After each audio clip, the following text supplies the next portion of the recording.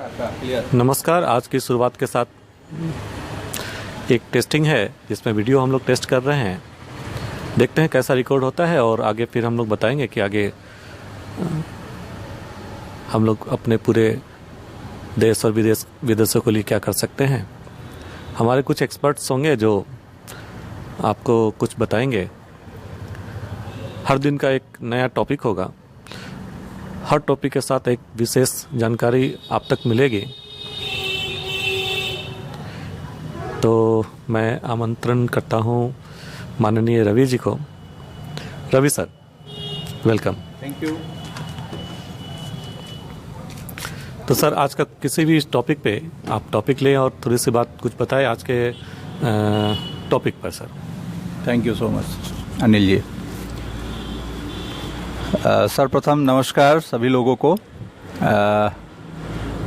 आज से हम लोग एक नई शुरुआत अपने हाजीपुर शहर में करने जा रहे हैं, जिसपे कि वेलनेस से related different topics and different aspects पे हम लोग बात करेंगे। तो आज हम लोग उसी क्रम में डिस्कस कर रहे हैं इंटेलेक्चुअल वेलनेस के बारे में।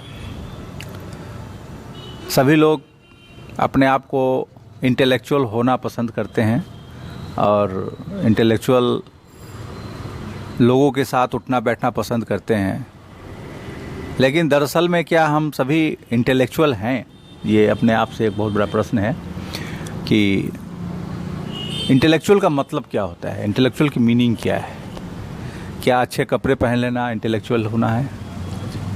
क्या फराटेदार इंग्लिश बोल लेना इंटेलेक्चुअल की निशानी है? या हाई सोसाइटी लोगों के साथ उठना बैठना ये इंटेलेक्चुअल होने की निशानी है? जब हम इस विषय पर गंभीरता पूर्वक सोचेंगे तो हम ये पाएंगे कि इंटेलेक्चुअल असल में वो चीज नहीं है जो हम समझ रहे हैं। इंटेलेक्चुअल होने का मतलब ये है कि हम अपने बारे में कितना सोचते हैं या अपने समाज के बारे में कितना सोचते हैं और समाज की अच्छाइयों के लिए सोचते हैं। समाज में दो तरह के लोग हैं। कुछ ऐसे लोग हैं जो समाज में गंदगी फैला रहे हैं, वो भी अपने आप को इंटेलेक्चुअल कहते हैं। आज इंटेलेक्चुअल किनको कहते हैं आप? ब्यूरोक्रेट्स को, डॉक्टर्स को, इंजीनियर्स को। क्या आप समझते हैं कि वो बाई प्रोफेशनली अगर डॉक्टर हैं तो वो इंटेलेक्चुअल हो सकते हैं?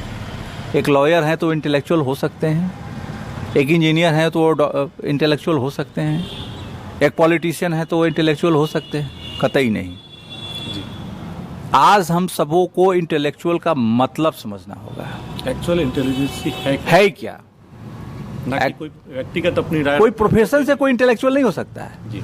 हो सकता है कि कोई एक प्रोफेशन से वो ब्यूरोक्रेट IAS अफसर हो, लेकिन उसको बेसिक्स ये नहीं पता हो कि हम समाज को क्या कंट्रीब्यूट कर रहे हैं जी। क्या आपको लगता है कि आप एक IAS हो करके आप ऑफिस में जाते हैं, कुछ फाइलों का निष्पादन करते हैं, कुछ बड़ी बड़ी मीटिंग्स अटेंड करते हैं, आपको लगता है कि आपने सारी जवाबदेही अपनी पूरी कर ली?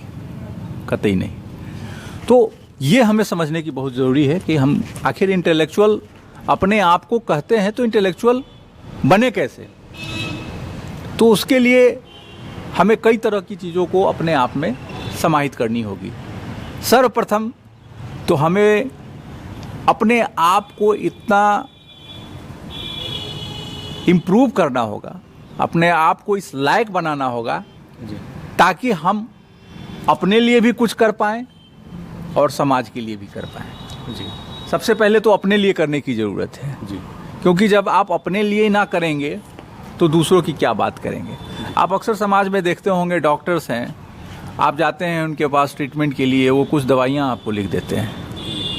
आज के डेट में इंटेलेक्चुअल्स की कैटेगरी में डॉक्टर्स का सबसे नंबर ऊपर में आता है, लेकिन आप देखेंगे कि वही डॉक्टर जो आपको कहते हैं कि आप जो है ये चीज़ ना खाएं या ये ऐसा ना करें, वो खुद उस चीज़ को ओबे नहीं कर रहे, वो खुद स्मोकिंग करते हुए मिल जाएंगे जी। मोस्ट ऑफ द डॉक्टर्स जो हैं वो दे आर स्मोकर्स। हमने एक सर्वे किया, उसमें 80% डॉक्टर्स को हमने पाया कि वो लोग किसी न किसी एडिक्ट से जुड़े हुए हैं, चाहे वो चाय की ही बीमारी क्यों ना हो, किसी न किसी निकोटीन, किसी न किसी रूप से वो निकोटीन ले रहे हैं, हैबिचुएटेड है। तो डू यू थिंक कि वो इंटेलेक्ट के कैटेगरीज में आएंगे? कतई नहीं। क्यों नहीं आएंगे? क्योंकि वो समाज में गंदगी फैला रहे हैं, वो अपने आप को गंदगी फैला रहे हैं। और वो जब खुद स्वच्छ नहीं हो पाएंगे, जब खुद अपने आप को इंटेलेक्चुअल कहने लायक नहीं बनेंगे, तो दूसरे को इंटेलेक्चुअल कैसे बनाएंगे? तो सबसे पहले तो है हम लोगों को अपने आचार विचार में परिवर्तन लाने की ज़रूरत है। तदुपरांत हमको अपने खान पान में परिवर्तन लाने की ज़रूरत है। फिर हमारे जो एक्टिविटीज़ हैं, दिनचर्या हैं, जो हम दिन भर में करते हैं काम, उनमें भी परिवर्तन लाने की ज़रूरत है। हमको ये नहीं सोचना चाहिए कि हम अगर कहीं किसी जॉब में हैं, किसी व्यवसाय में हैं, तो हमारा जीवन का जो लक्ष्य है वो सिर्फ उसी चीज़ को करना है। वो तो एक पार्ट ऑफ द लाइफ है, पार्ट ऑफ द लिविंग है। लेकिन असल जो लाइफ है वो ये है कि आप कितने अच्छे तरह से अपनी जिंदगी को जीते हैं, आप कितने अच्छे तरह से अपने आप को स्वस्थ रखते हैं। ये बहुत बड़ी टॉपिक है, इस पे हम लोग काफी चर्चा कर सकते हैं आने वाले समय में। बहुत जो है इसकी क्लासिफिकेशन होनी चाहिए। बिल्कुल कि इंटेलेक्चुअल है क्या, कोई इंटेलेक्चुअल बोल रहे हैं अपने आप को पर्सनल, बिल्कुल बिल्कुल बिल्कुल, ग्लोबल और सोशल। तो क्लासिफिकेशन ये होना चाहिए कि भाई जो इंटेलिजेंसी कर रहे हैं ये ग्लोबलाइज करें, अर्थ के लिए करें, बिल्कुल बिल्कुल, अपने पूरे नेशन के लिए करें, ना कि पर्सनल इंटेलेक्चुअलिटी को इन्वॉल्व कर लें।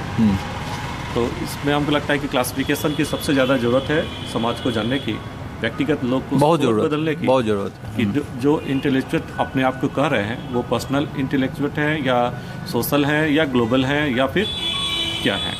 तो सबसे पहले हम सबको ये जानने की ज़रूरत होनी चाहिए कि